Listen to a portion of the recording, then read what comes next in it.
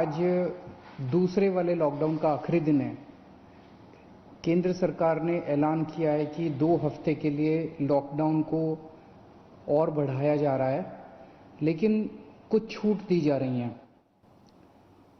उनमें से क्या छूट रखनी है, क्या छूट नहीं रखनी है, इसके ऊपर दिल्ली सरकार में हम लोगों ने पिछले 2 दिन में काफ़ी गहन सोच विचार किया और हमने निर्णय लिया है कि केंद्र सरकार ने जो भी छूट, पूरे दिल्ली को केंद्र सरकार ने रेड जोन डिक्लेयर किया है। रेड जोन में केंद्र सरकार ने जितनी छूट अलाउ की है वो सभी छूट हम लोग दिल्ली के अंदर अलाउ करने जा रहे हैं।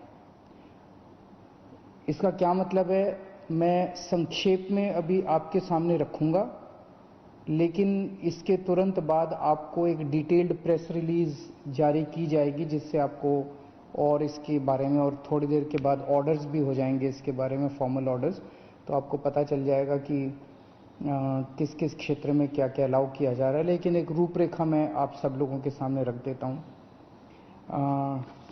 पहली चीज़ तो ये कि कल से सभी सरकारी दफ्तर खुलने जा रहे हैं। कई सारे सरकारी जो एसेंशियल सर्विसेज से डील करते हैं सरकारी दफ्तर, उन एसेंशियल सर्विसेज वाले सरकारी दफ्तर में 100% अटेंडेंस होगी। लेकिन दूसरे सरकारी दफ्तरों में जो एसेंशियल सर्विसेज से डील नहीं करते, वहां पे डिप्टी सेक्रेटरी लेवल तक, डिप्टी सेक्रेटरी एंड अबाव 100% आएंगे लोग, और उसके नीचे वाले स्टाफ में 33% स्टाफ आएगा। कल से दिल्ली के सारे प्राइवेट ऑफिसेज खोले जाएंगे, लेकिन प्राइवेट ऑफिसेज केवल 33% स्ट्रेंथ पे काम करेंगे।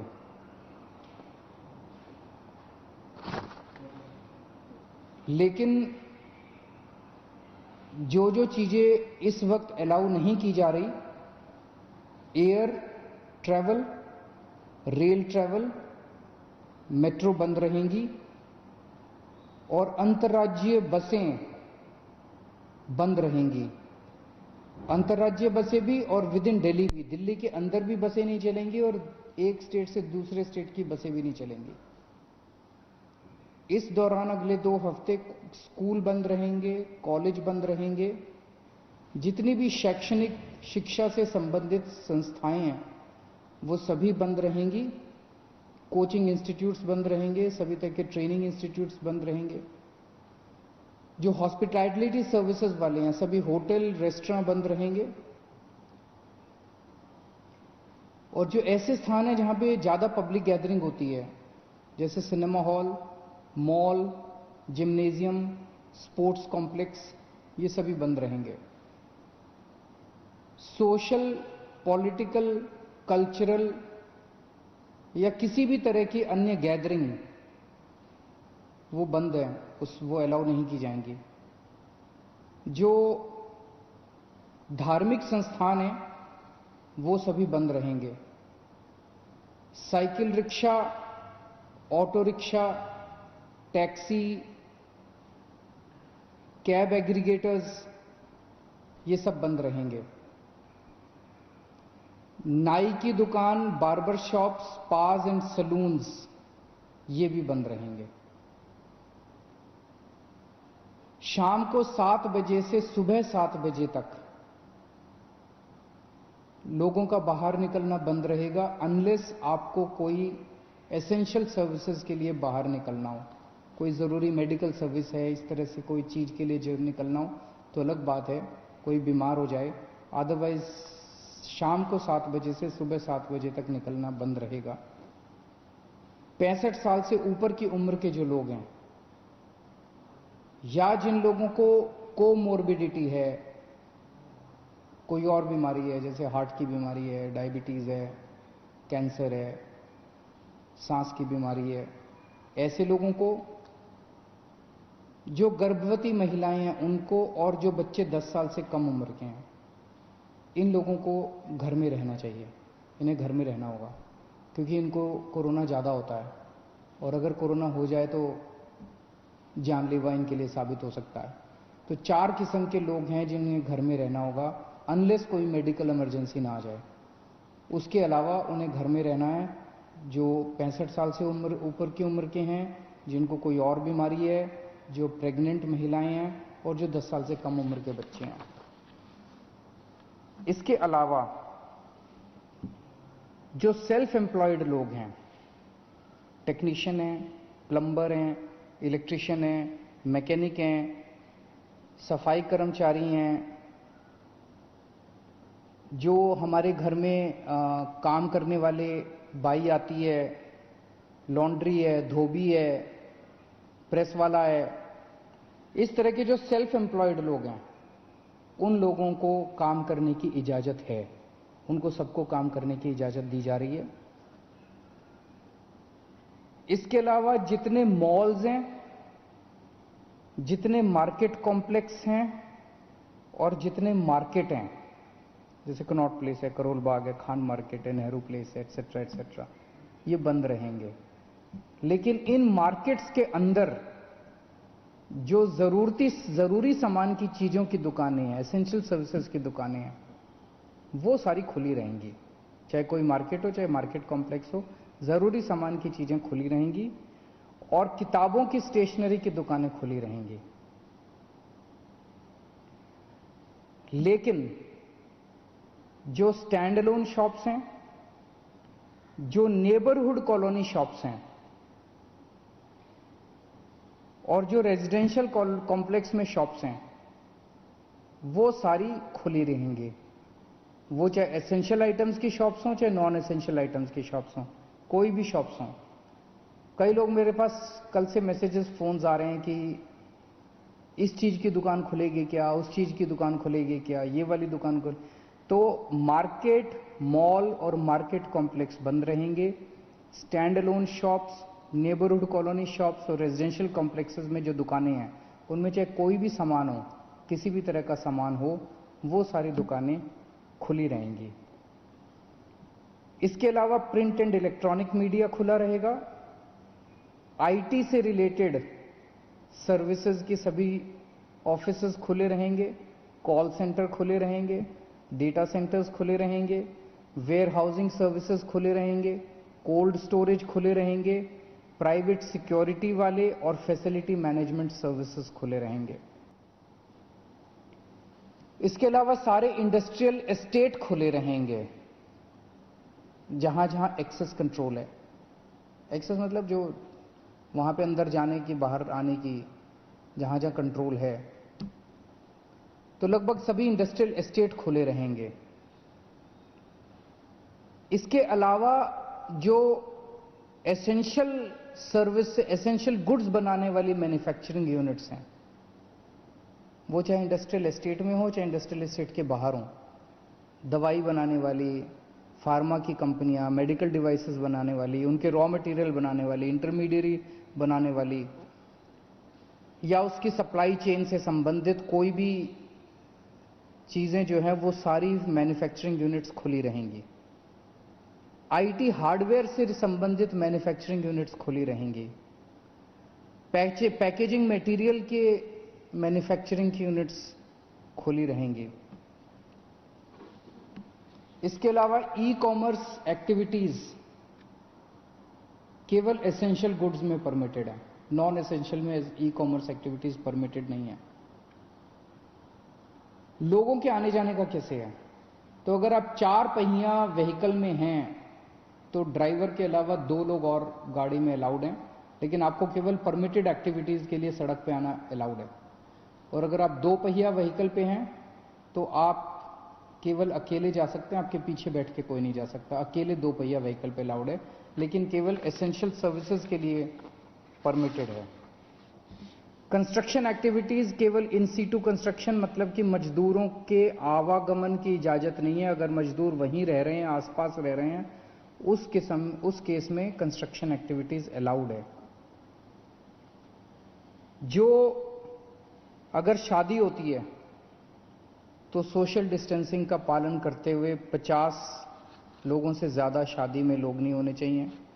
अगर कोई किसी की मौत हो जाती है तो उसमें 20 लोगों से ज़्यादा लास्ट राइट्स के लिए अलाउड नहीं है। पब्लिक प्लेसेस पे थूकना स्ट्रिक्टली मना है, उसके ऊपर सख्त कार्रवाई की जाएगी। सभी एग्रीकल्चरल एक्टिविटीज अलाउड है, sowing, harvesting, procurement, marketing, agriculture supply chain से रिलेटेड जितनी भी एक्टिविटीज हैं वो सभी अलाउड हैं। फाइनेंशियल सेक्टर से रिलेटेड जितनी एक्टिविटीज हैं वो सभी अलाउड हैं। Banks, non banking finance companies, insurance, capital market activities, credit cooperative societies और जितना गुड्स कैरियर से संबंधित, सामान से संबंधित, यात्रियों का बसें वगैरह अलाउड नहीं है, ऑटो वगैरह अलाउड नहीं है, लेकिन अगर सामान का, गुड्स का ट्रैफिक जो है वो सारा परमिटेड है। इसकी डिटेल्ड प्रेस रिलीज अभी जारी कर दी जाएगी और डिटेल्ड ऑर्डर जारी कर दिया जाएगा, जिससे आपको और सारी जानकारी मिल जाएगी। मैंने मोटी मोटी रूपरेखा आप लोगों के समक्ष रखी है, लेकिन मेरा अपना ये मानना है कि लॉकडाउन लागू करना बहुत ज़रूरी था। केंद्र सरकार ने जो 24 मार्च को लॉकडाउन किया वो बहुत ज़रूरी था। उस वक्त अगर हम लॉकडाउन न करते तो देश के अंदर भयावह स्थिति हो सकती थी, क्योंकि उस टाइम देश कोरोना से डील करने के लिए तैयार नहीं था। उस वक्त हमारे पास पीपी किट्स नहीं थे, टेस्टिंग किट्स नहीं थे, कुछ भी नहीं थे, अस्पताल तैयार नहीं थे, लोग तैयार नहीं थे, सोशल डिस्टेंसिंग का आइडिया नहीं था लोगों को। अब 1.5 महीने के बाद, लगभग 1.5 महीना हो गया, 1.5 महीने के बाद मुझे लगता है कि हम लोग, कम से कम दिल्ली की मैं बात कर रहा हूं, दिल्ली आज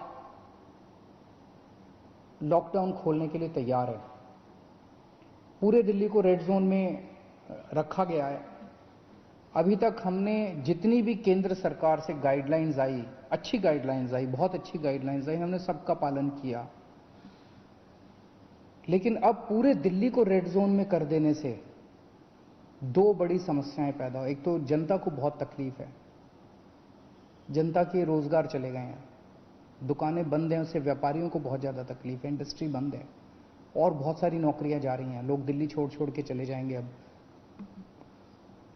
इससे पूरी अर्थव्यवस्था गड़बड़ा गई है और बहुत ज़्यादा दिन हम इसको बर्दाश्त नहीं कर पाएंगे। और दूसरी तरफ जब सारी अर्थव्यवस्था बंद है तो सरकार का रेवेन्यू आना बंद हो गया है। तनख्वाहें कहाँ से देंगे, सरकारें कैसे चलेंगी? बिल्कुल बंद हो गया सरकार का रेवेन्यू आना। पिछले महीने, अप्रैल के महीने में हर साल 3,500 करोड़ का रेवेन्यू आया करता था, इस बार केवल 300 करोड़ का रेवेन्यू आया है। इससे तो तनख्वाहें नहीं दी जा सकती, सरकार कैसे चलेगी? तो अब अर्थव्यवस्था का बड़ा संकट पैदा हो रहा है। तो मेरा अपना ये मानना है कि लॉकडाउन के पीरियड को हमें तैयारी करने के लिए, कोरोना की तैयारी करने के लिए इस्तेमाल करना चाहिए था, जिसका हमने भरपूर इस्तेमाल किया। ऐसा कभी नहीं हो सकता। अब कोरोना आ गया है, कोरोना रहेगा, कोरोना जीरो हो जाएगा, कोरोना का एक भी पेशेंट नहीं होगा, आगे कोरोना कभी नहीं होगा, ऐसा हो ही नहीं सकता। पूरी दुनिया में नहीं हो रहा, ये संभव ही नहीं है। अब हमें कोरोना से जीने की, कोरोना के साथ जीने की तैयारी करनी पड़ेगी, इसकी आदत डालनी पड़ेगी। सरकारों को इसकी तैयारी करनी पड़ेगी, जनता को इसकी, हम सबको इसकी तैयारी करनी पड़ेगी, देश को इसकी तैयारी करनी पड़ेगी। आज दिल्ली इसके लिए तैयार है। हमने पर्याप्त उपाय कर लिए हैं, पर्याप्त व्यवस्थाएं कर ली हैं, अस्पतालों का इंतजाम कर लिया है, किट्स का इंतजाम कर लिया, सारी व्यवस्थाएं कर ली हैं। अगर लॉकडाउन पूरी तरह से दिल्ली में खोल दिया जाता है, हमने सुझाव दिया है केंद्र सरकार को कि जो जो कंटेनमेंट जोन हैं दिल्ली के अंदर, लगभग 97 कंटेनमेंट जोन्स बचे हैं, जो जो कंटेनमेंट जोन है उनको पूरी तरह से सील कर दिया जाए और बाकी दिल्ली को ग्रीन कर दिया जाए। बाकी दिल्ली के मार्केट खोल दिए जाएं। मार्केट में चाहे तो ऑड इवन कर दें, एक दिन ऑड दुकानें खुलेंगी, एक दिन इवन दुकानें खुलेंगी। लेकिन अब दिल्ली को खोलने का समय आ गया है, हम उसके लिए तैयार हैं। हम केंद्र सरकार से बात भी कर रहे हैं और हमें पूरी उम्मीद है कि जल्द दिल्ली के मार्केट भी खुलेंगे, अर्थव्यवस्था भी खुलेगी। ऐसा होने से थोड़े केस बढ़ेंगे, लेकिन जो केस बढ़ेंगे उससे निपटने के लिए हम तैयार हैं। हमारा इस वक्त सबसे बड़ा 2 मकसद हैं। पहला मकसद है कि किस तरह से दिल्ली के अंदर कोरोना से होने वाली डेथ्स को कम किया जाए, और हम अभी तक काफ़ी कम करने में सक्षम रहे हैं, सफल रहे हैं। और दूसरा है कि कोरोना को कैसे फैलने से रोका जाए। वो बहुत ज़्यादा टेस्ट कर रहे हैं हम लोग, ताकि हमें पता चल सके कौन बीमार है, उसको इलाज करें और उसको ठीक करके उसके घर भेजें। तो मैं उम्मीद करता हूं कि हम लोग आगे केंद्र सरकार को भी मनाने में सफल होंगे, और ये लॉकडाउन का पीरियड जो है, इसमें जो जो रिलैक्सेशंस दिए गए हैं, इन रिलैक्सेशंस से आप लोगों को सबको फ़ायदा होगा। बहुत बहुत शुक्रिया।